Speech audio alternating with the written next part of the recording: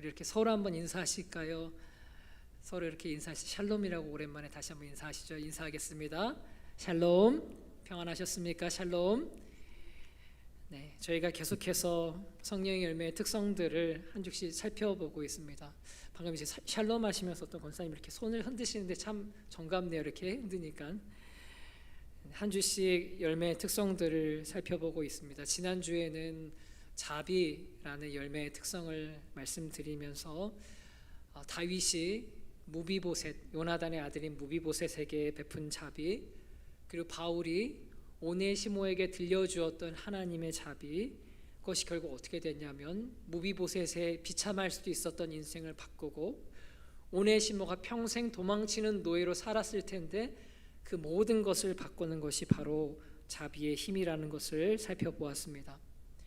이렇듯 자비는요, 타인을 향한 관심과 행동으로 드러나는 열매의 특성이라고 할 수 있습니다.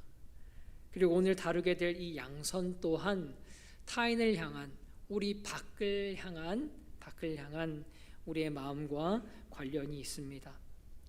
비록 성경은 한문으로 양선이라고 번역을 하고 있지만 오늘날 이제 좀 더 저에게 명확하게 와닿으려면요, 이거를 쉽게 바꾸셔도 괜찮습니다. 이거를 착함 아니면 선함 이렇게 생각하셔도 크게 무리가 없습니다. 그래서 오늘 이 착함의 열매, 선함의 열매, 그 열매의 특성인 선함이 어떻게 우리에게 이해되어져야 되고 하나님 말씀하시는지를 생각해 보려고 합니다.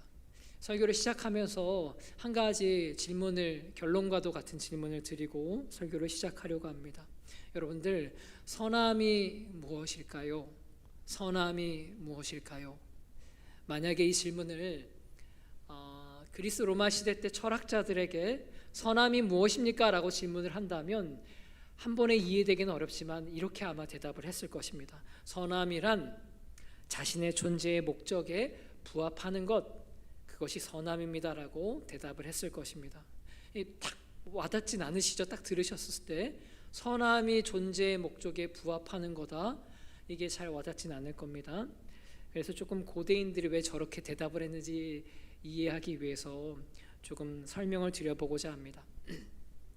고대인들이 세상을 이해하기 위해서 이런 질문을 처음에 던졌던 것 같습니다. 세상은 어떤 곳이지? 세상은 어떻게 구성되어 있을까?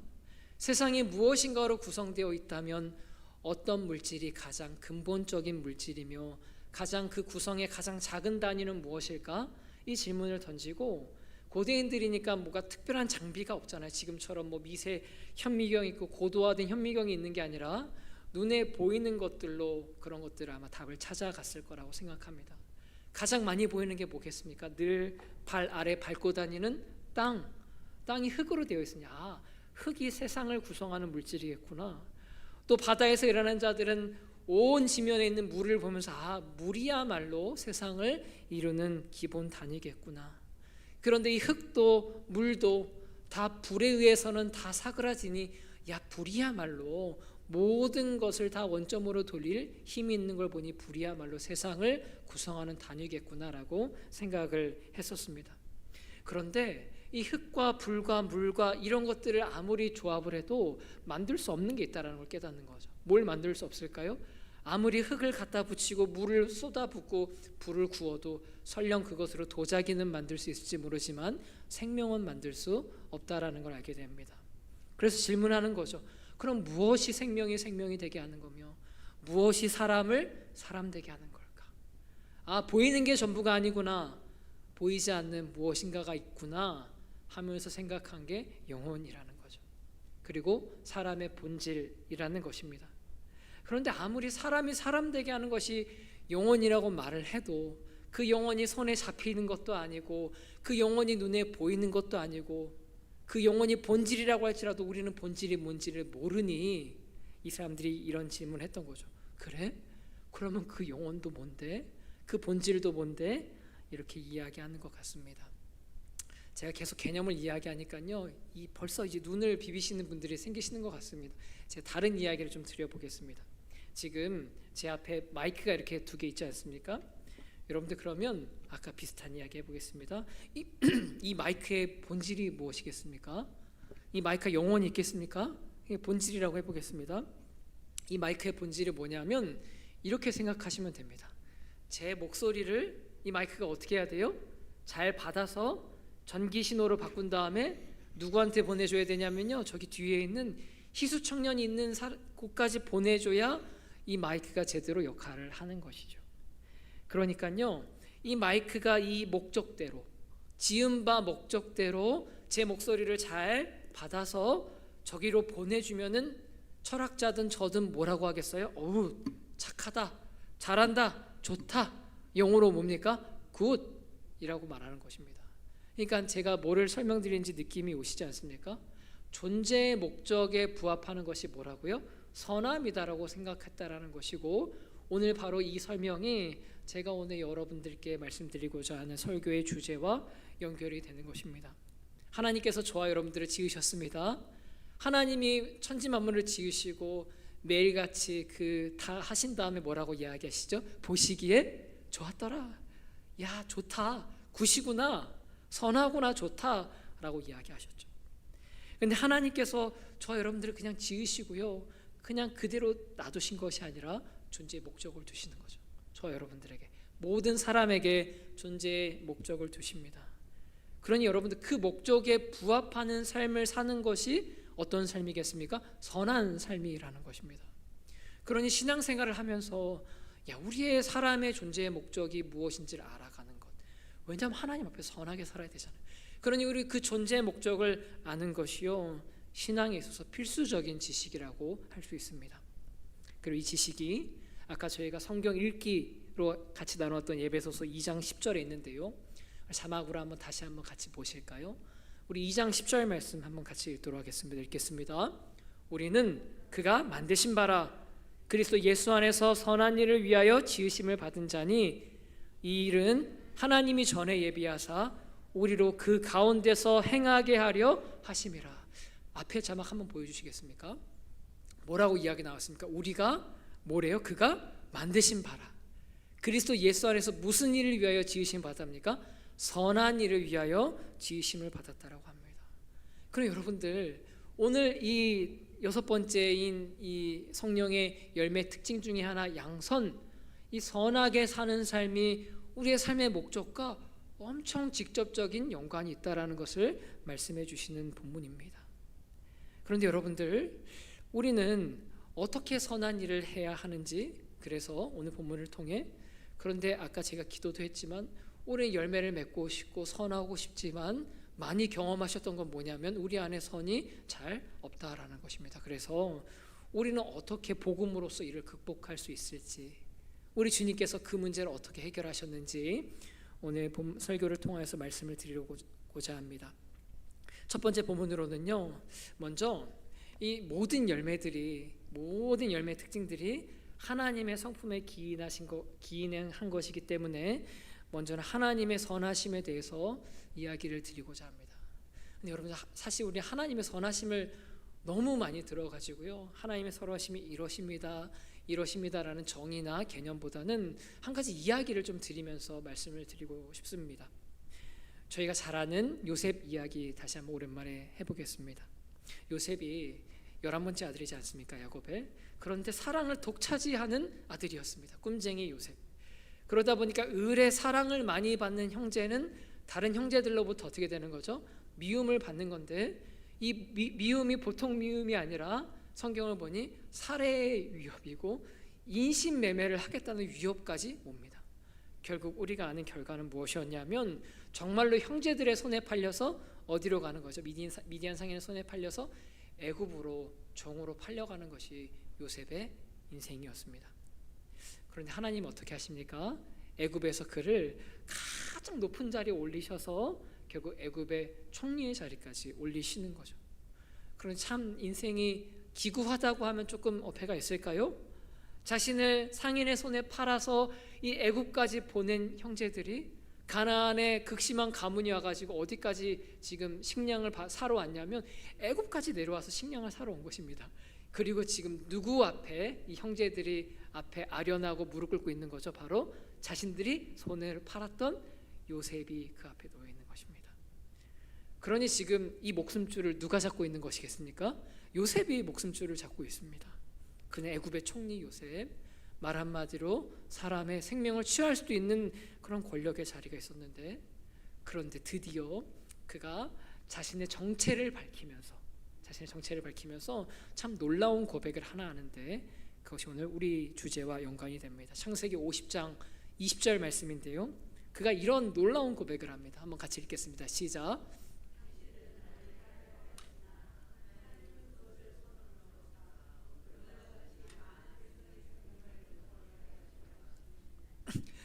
여러분들, 형제들이 요셉에게 어떻게 대했습니까?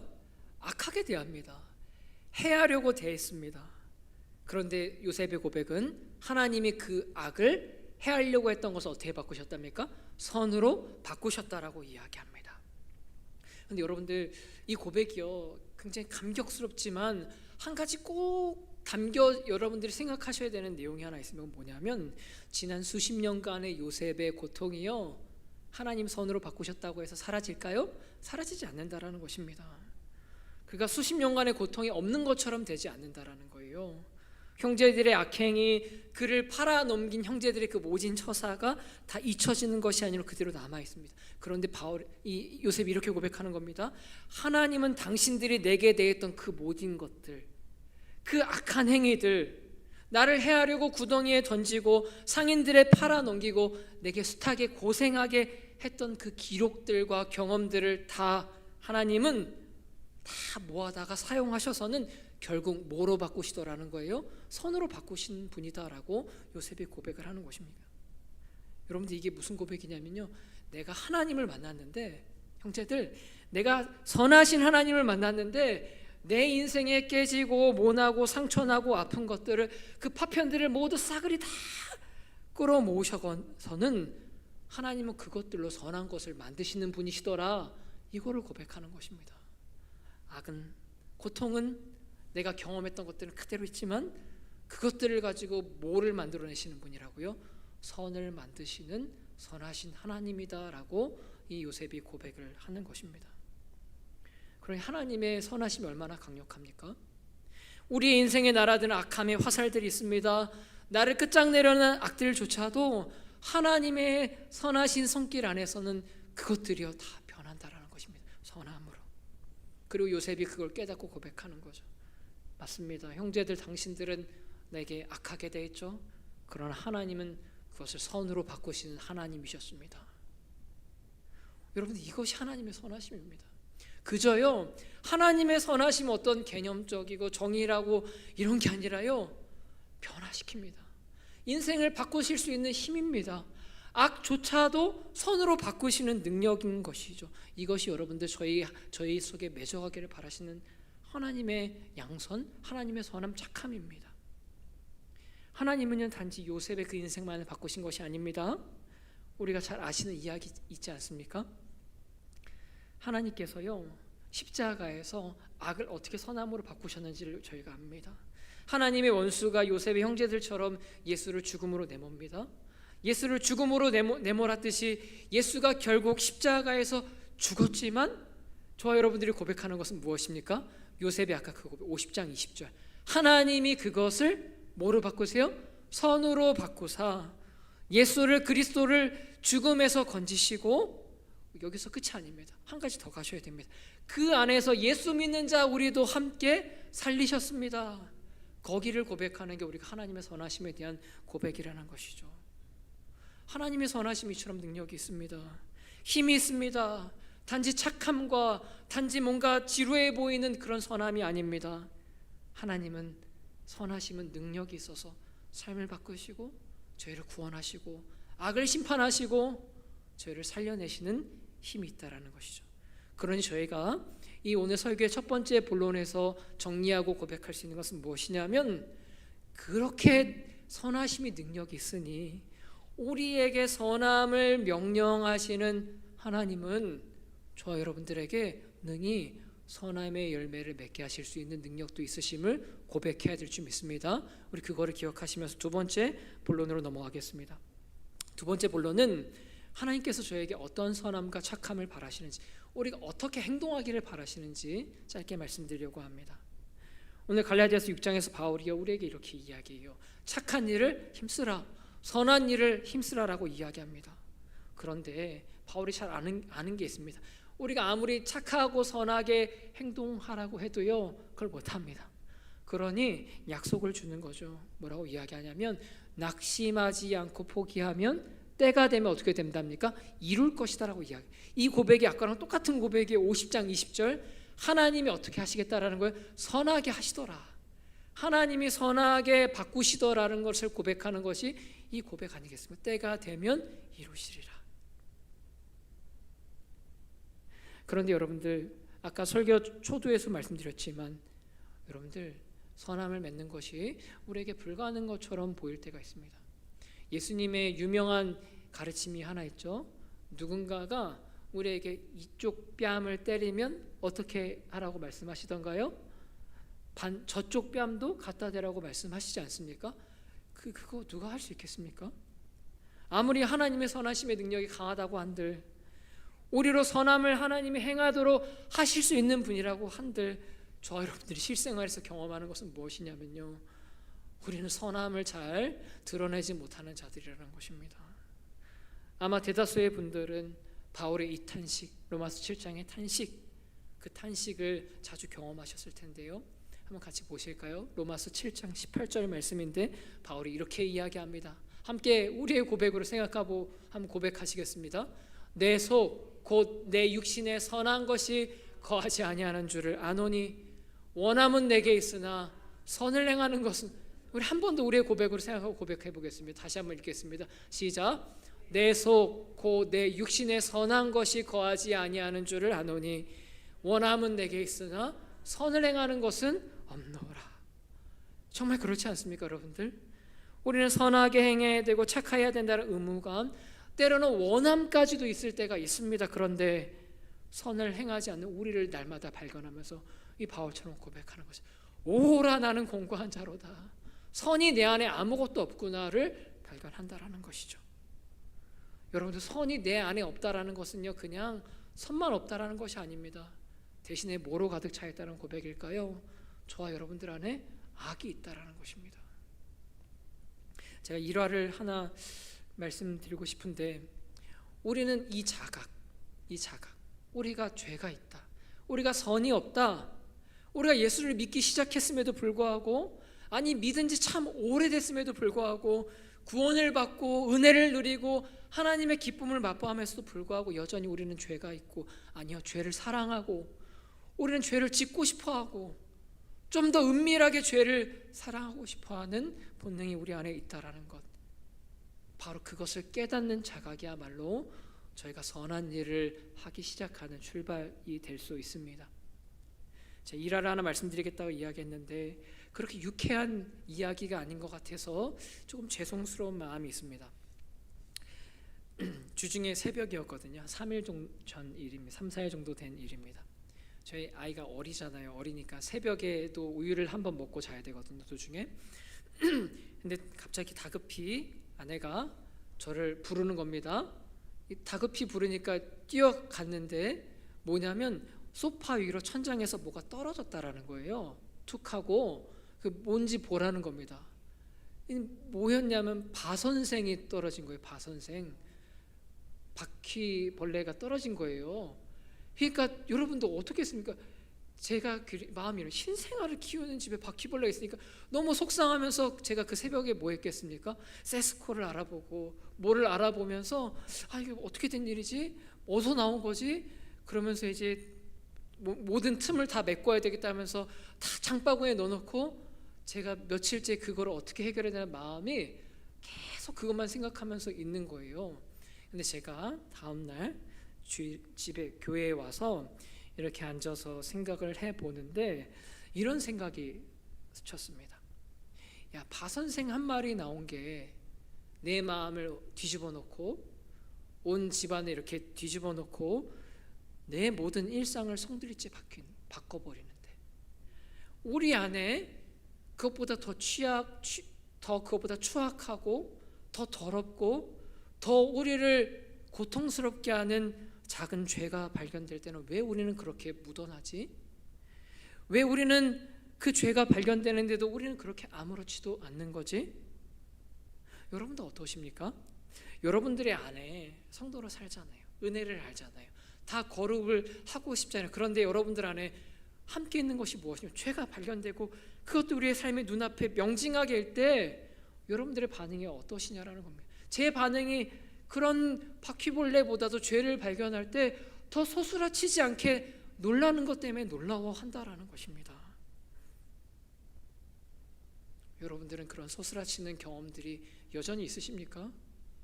내 안에 선이 없다라는 것 때문에, 내 안에 악이 가득 차고 죄를 사랑하는 마음이 있는 것 때문에 여러분들이 놀라워하시면서 여러분들의 삶이, 일생이, 여러분들의 그 일순간이 뒤집히시는 경험이 있냐라고 묻는 것입니다. 그러니 오늘 이 바울의 고백, 원함은 내게 있으나 선을 행함이 없고 오직 내게 죄뿐이다라는 자각이요, 그 놀라워하는 자각이 저와 여러분들의 삶의 은혜로서 날마다 임하기를 바랍니다. 그런데 여러분들, 저와 여러분들이 선을 행할 능력이 없다, 우리 안에는 아무런 선도 없다, 이렇게 결론이 나버린다면 어떻게 되겠습니까? 옛날에 그런 어떤 개그맨이 말한 것처럼 그럼 선은 누가 키워요? 선을 행할 능력이 없으면 누가 선을 행하겠습니까? 이렇게 결론이 나버리면 어떻게 하나님이 바라시는 대로 우리가 살라는 것입니까? 라는 질문이 여전히 남을 텐데, 그것에 대한 대답으로 세 번째 본론을 잠시 말씀드리도록 하겠습니다. 바울이 인생의 노년에 자신이 믿음으로 낳은 아들 디모데에게 목회 편지를 보내지 않습니까? 그런데 그가 말년에 이 목회 편지를 보내면서 자신이 어떠한 삶을 살아왔는지를 이렇게 이야기하는데, 그 부분이 오늘 저와 여러분들의 세 번째 본론으로 나누고 싶습니다. 디모데후서 4장 7절인데요. 우리 한번 이 본문 말씀 한번 같이 나누겠습니다. 디모데후서 4장 7절입니다. 같이 읽겠습니다.